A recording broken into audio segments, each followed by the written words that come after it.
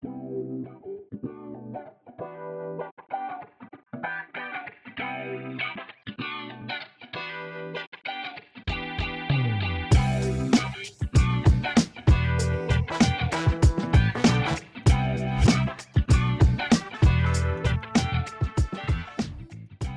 to Pushing Past Polite, where we talk about what matters and make the world more just. I'm Laura. I'm Kori. And we're so glad you tuned in today. Thanks so much. Way to join us on our third episode.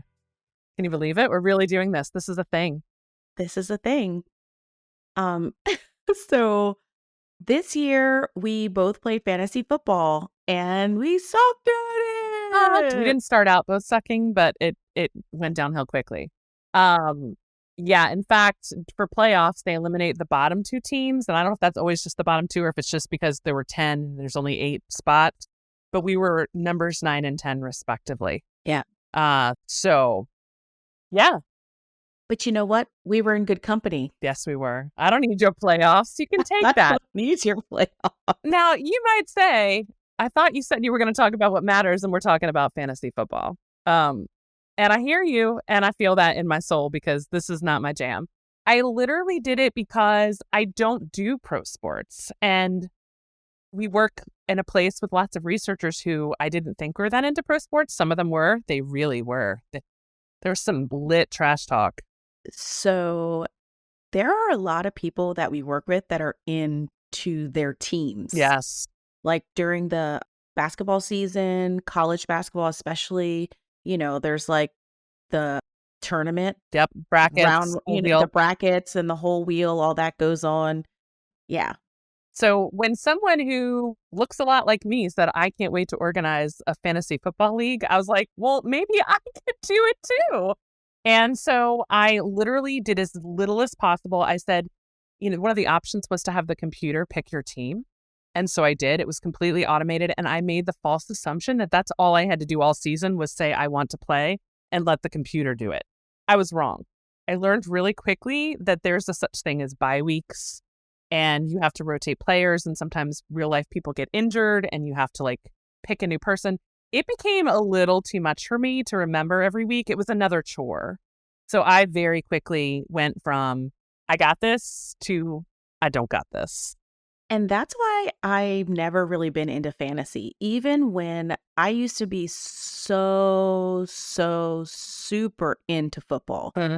I mean, it's almost comical. I used to be really into football. I grew up watching college sports and professional sports. It was something that was very much present in my home. Mm-hmm. I was an athlete myself. A ton of my friends were football players. I ran track, and so track was their off-season sport. So a lot of my friends played football in high school, in college, and professionally. And so I was very into football. I knew all the players and the coaches and the stats and, who was doing what when. And that lasted a long while until, Colin Kaepernick was basically banned from the league for exercising his belief around disrupting injustice in Black and brown communities.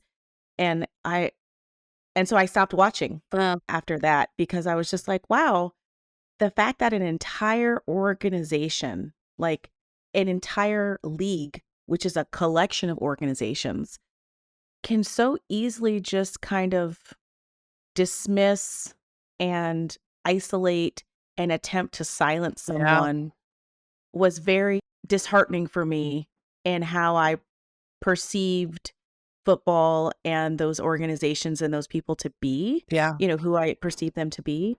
And I just was like, yeah, I'm out for now. And so I thought that this fantasy football thing with our colleagues might be a reintroduction into professional football for me. And it really fell flat. Yeah. And I say that very grateful to our colleague who set it up. I love that other people had fun. I had a little bit of fun. I love the trash talk. That was so fun. I just don't want to play football and I don't want to watch football. And I didn't even engage in that. Like, that was the part I was excited about, was like the trash talking, right? It's like, can we have a whole separate chat so we could do? And I didn't even participate in any of the trash talking because I was so disengaged from the Yeah. game itself. I didn't watch a single game, but I just showed up for the trash talk. That was my weekly ritual. So I don't know what you're talking about, but I'm like, ooh, you got earned. And I love that part. Unlike you, Kori, I grew up in a house with no brothers. Football was not a part of our family experience. I was no athlete. The only person I know who made it pro in football was a guy who cheated off of my test in Spanish class and did so he really irked the heck out of me. He was so brazen about it. He's like, he used all his cool points to be like, you're not really going to get me in trouble, are you? And I'm like, Oh, oh maybe no, not. God, I don't know what to do, senor. You making me loco, but I don't enjoy this. And so anyway, I did not have the connections to the people and the games the same way you did. So my real connection to football, I mean, I went to a couple high school games, but my high school team wasn't that great. My college literally did not have a football team at all. It's co-ed school, no football. So again, missed another opportunity. But when I started dating my husband, who went to a Division I school with a big football team, okay, now I get it. I'm suddenly a part of Hokie Nation. Virginia Tech is now our team. This is what we do on either Thursday nights or Saturdays. We tailgate when we're in town. Like, I get it. This is fun. And it really was for a while. And then, the coach retires and things went a little south. And I realized my husband and I both are a little fair weather. It's not as fun if they're not winning. But more so, also at Virginia Tech, they are really cutting edge in a lot of research, particularly around like concussion minimizing and like thinking about the materials and how they can try to better pad players, all of this. And I just found myself thinking like, it shouldn't be that hard. Like, we don't still have gladiators duking it out for a reason. And, I'm torn. I understand like all the benefits that sports give you, right? The sense of like gathering with people, the sense of belonging and having a team that's yours and cheering for something, even hopefully maybe you're less fair weather than I am and you have like a deeper identity for it. But I don't know at what cost, Yeah. And I mean, there's also the ugly racist side of things that shows up Yeah. because, so many of the athletes, basketball players, football players, etc., are Black men. And, there has been this really ugly piece that keeps showing up very explicitly where, fans are being disrespectful to players. Fans are being disrespectful to each other. I was watching, there was a game where this young Black guy had gone to his first football game ever. And I think it was a New England Patriots game. And like this woman was like in his face yelling and taunting him. Ugh. This white woman, and her husband or her partner, whoever was with her, was like very actively trying to pull her away. And she was insistent on being in this young man's space and like yelling at him. And he just maintained his composure. And Right. it was so gross to me. Oh, absolutely. Like, why do you think that that's acceptable, first of all? Second of all, why do you think that this venue gives you the latitude to demonstrate that kind of like disrespectful, inappropriate? Like, if he was doing that to you, you'd call the cops. Yeah. And to clarify, these are just two people in the audience? Yes, these are what the two hell? people in the stands. These are fans. So fast forward, I think the owner saw the viral video of this happening and he invited the guy to the owner's The box. And box. yeah. But that sort of thing. And even like with this Hamlin situation, it's like this 24-year-old kid died on the field. And there was a discussion around whether the game was going to continue or not. Yeah. Like, really? And to The clarify, answer is hell Yeah. no. Yeah. Fuck no. There is no reason that this game needs to keep moving forward. yeah, no, it's, and I think that's what kind of disturbs me too, is this idea that the game or the sport or the broader goal is bigger than the individual's worth. And, I think about that, like if my child wanted to play a really intense contact sport like this, the answer would be no. And that is not judging anyone whose child loves this game. This is a personal choice, but I couldn't say yes in good conscience to that. And then I thought, who am I to be sitting on the sideline watching somebody else's child getting, knocked hard around and beat up like this? So I hear you. And also, like, I did not watch, shocker, I'm not watching football. I did not watch the game where Damar Hamlin coded on the field and thankfully was revived. But that, I of course, wanted to find out once I saw it all over social media. And how traumatic for, obviously, him, his family, the players on his team, the opposing team, everyone in the stands, everyone at home. It was trauma. And that idea of like, well, but it's the playoffs, or we got to get closer to the playoffs. We got to keep going because money. We need to make the owners at the top rich. I'm very thankful they made that call to stop, but it should never have been a question. It should not have ever been a question. Yeah. Yeah. And it speaks to this like expectation of unrealistic resilience that we have for so many people that we are categorizing as not fully human in some way. Like, we're looking at the football players like they're superhuman, so they should be able to overcome and just press through this very significant trauma to their brother, to their friend, to their, and it wasn't even just the people who were in the stands at the time or on the field at the time. Like, what happened to him had an impact on so many other football players and teams and coaches. This idea, like, that could have been me. Yeah. It just really highly disturbed me that there was a question or a thought to continue the game. Yeah. And it reminded me of why I don't like to watch. Yeah. Because there was that thought to continue the game was demonstrative of the fact that there's a perception that these men are expendable or superhuman or not human, right? They're like on some extreme category of humanity that they can just press through, or that they should be able to suck it up, or whatever it is. And the humanity compassion thing was not the first response. Yeah. Kori, I think we could probably take this a different direction, the same lesson. This idea that, like, at work, you know what? I'm sorry you just had a baby, or I'm sorry you are going through a death in the family, or this tough thing is happening. But you know what? Deliverables, or we got to get something done. And I'm not saying it's a culture thing. This is a broader American culture of we're sorry and our condolences and thoughts and prayers, and keep it moving. And, I really was hopeful. And on some level, I think the pandemic did make people pause about that. This idea of collective trauma, that we've been through something really, really tough. And I was hopeful that on the other side, there'd be this adjusted set of expectations about our value not being tied up in our productivity. Right. And I think that's kind of a missed opportunity. I don't feel like that's one of the legacies of the pandemic at all.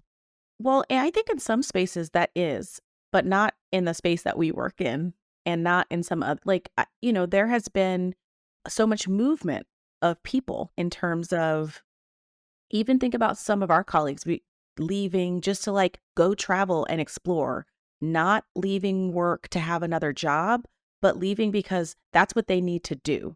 So that mindset may not have been solidified in broader culture, in a systemic or institutional way, but it does feel like there's a generation of people who are like, you know what, F this, man. Yeah, well, that's a great point, because you have people who retired early who said, not doing it. I'm out.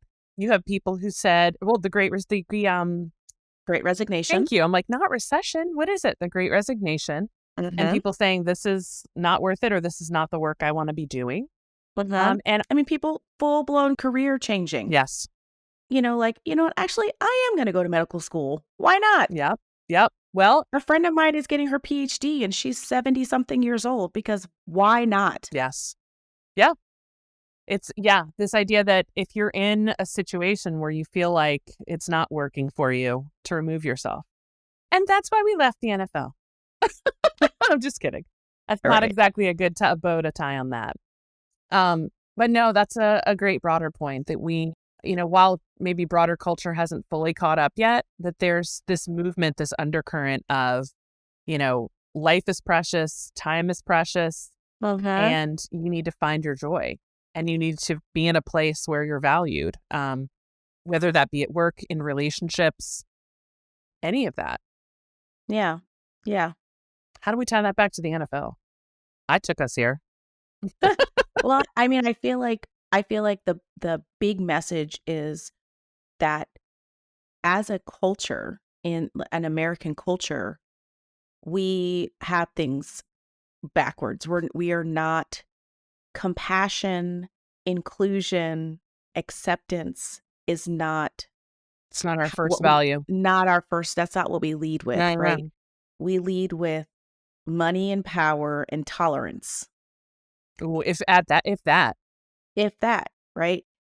And even with this podcast and with our friendship and with our parenting, I hope to raise humans that lead with compassion Yeah. and care. And I'm not saying like the players in the NFL don't do that. No, no, I no. don't think that. But I think that the system that they're in does not lead with compassion and care, It's right? exactly That right. this profession that they have opted into, that is part of this large system of organizations, is not a caring system. And I think part of the reason it's not that caring of a system is because the value of the humanity of the people who are, most impacted by that system, those folks aren't as valued, Mhm. right? No, you're absolutely Because, right. and that's a reflection of our larger society. And I think that that relationship between a lot of those people being Black men and our perception and the way that we engage and treat and talk about and don't love on our Black men as a society, that's a reflection of that. Yeah, that's a really good point. So how do we, how do we care? How do we change that in our own, knowing that that's our value, right? Knowing that our value system as individuals, as lots of people, I'm sure this is probably not a unique thought to us. Um, but wanting to lead with humanity first, wanting to lead with someone's inherent value because of who they are and their humanity. Like, Uh-huh. what does that start to change in our lives, right? Yeah, I was watching a video recently by Dr. Joy DeGruy, and she was talking about how in America, not that long ago, lynching Black people was like entertainment, Shit. right? Like people would pack lunches and take their children to this lynching of a person, Public right? events A public event. meant to intimidate and scare. Correct. And in doing that, she talks about how those little humans who are not flinching, who are not crying, who are not in distress about what they're observing, have lost pieces of their humanity by being able to look at this person being murdered and have no compassion or empathy for that. And that ability to just shut off your compassion and empathy for a human also costs you a part of your own humanity. True. And I think that what we need to do as a collective, but especially some, some white folks, I'm is we listening. need to refine the humanity, Yeah. right? Refine your own humanity so that it is much easier for you to see what's happening on the football field, dispel the fact that it's a game, and hone in on this young man's life that is literally in the balance right now in this moment. And literally, that's all that matters. Yep. Yep. No, and I've heard said in many different contexts, in academic contexts, and like a moral pulpit preach kind of context, this idea that racism hurts white people too. Yes. And I think that's a really great example, right? If these children, these people who witness these horrible things, Who are now adults making decisions in their 50s and 60s. yeah, yeah, or honestly, let's just take something like a game, like what just happened in the NFL, right? Someone watching, and if they're taking the lens of the game first versus the human first, that they've lost a part of themselves too. Uh-huh. Uh-huh. That we have to fight against the messages that our culture sends us, Uh-huh. and fight for our humanity because it is that easy to overlook. Yeah. And it's like that's how we have so many acceptable forms of like racism and bias and things like that, right? Because we still have this, there's a hole in humanity here. It's like the United States was built on genocide and enslavement. That's how it was built. And people participated willingly in that to achieve things that they currently hold, right? Yeah. So how do we unpack that a little bit and talk about the consequence of that for people who don't just look like me, who aren't just people of color, who aren't just Black people, who aren't just Indigenous people, who aren't Latino, Latinx people, but white people who are also reeling from the harm of all of those events, but because of positionality within our society, are not confronted by it as regularly. Yeah. Yeah. I've heard too, like the idea that engaging in this kind of heart work it's not just about, these buzzwords and DEI and inclusion and equity. It's about becoming a better human, Yeah. right? And I A don't more mean, complete human. yeah, I don't mean better than, right? It's not Right. that. It's that I am unearthing parts of me that have gone numb because of the messages that are awash in my culture every day. And Uh-huh. that process is really what this is about. It's about becoming soft again, right? To these things, these messages that have just completely, we don't even feel anymore. And that aren't even headlines in our society. Yeah. You know what I'm saying? Like these sorts of things don't even last news cycles. Uh, Hamlin might because of the level, the profile, right? It was when his injury took place, it's very evident that he's very loved and respected by his teammates, coaches, his community. But when he recovers and is able to be on the sidelines again, are we still going to be talking about this? Right. Are we going to be having these discussions thinking about the next Hamlin that's coming or another young man who, like, just are we going to continue this dialogue? Yeah. Removing the focus from the individual who had this horribly traumatic, who was at the center of this traumatic experience, right? A lot of people experience trauma because of what happened. But are we going to be able to zoom out a little bit and say, like, what are we doing here? Yeah. It laid bare the system for us. And the Mm-hmm. question is, are we going to look at it again? Are we going to look at it Or again? are we choosing to look Exactly. away?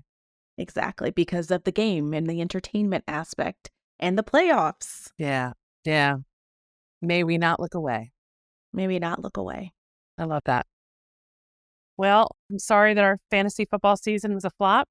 I Mm-hmm. don't miss watching, and I am finding plenty of other things to do with my time, including the World Cup and American football, which had its own systemic issues this last cycle in Qatar, Yeah. which is conversation for another day. But thanks for engaging with me on that. And I guess in terms of what to think about is for folks at home is thinking about in what ways are the value of humanity first evident in the way that you. Well, really, like, move about. Like, how is that essential in terms of your core values? Yeah. Humanity first, humans first. Like in lots of schools these days, it's like kindness. But what does that kindness look like? Kindness as a core value for in academic settings for kiddos, right? But what does kindness look like as a value? How do we develop that in ourselves and each other? Kindness that's coupled with compassion and action. Mhm. right? Not kindness like, oh, bless their heart, but kindness that's coupled with compassion and action. Yeah. And empathy, our ability to see each other in someone's suffering, right? Uh-huh. Yeah. But also see ourselves in the sense of like, what's happening to you over there has an impact on me over here that I need to be dealing with. And I need to not pretend that your experience does not somehow have a role in my experience. Yeah. Our You know, our interconnectedness and our choosing to see that. interconnectedness. Seeing the system, seeing places where people are experiencing harm, Uh-huh. experiencing benefit, and how the web connects us. Yeah, absolutely. I love it. Yeah. Well, This was a good one. I liked it. I did too. Thanks for digging deeper. I'm sorry we didn't win, but I'm not surprised. And I Yeah. think, and the ease with which we can laugh that off, I think says plenty, right? Right? 'Cause like, who cares? It doesn't matter. Fantasy. Fantasy. I mean, yeah, it doesn't matter. Some people are so into that. It's like a I whole know. thing. And it's like, what difference does it make? I know. What? Oh, yeah. Good life lesson for me on several levels. Well, thank you again for tuning in and spending some time with us today. We hope that you won't look away with us and you'll press into hard things and push past polite to what really matters so you can make the world a bit more just together. Take care. Bye.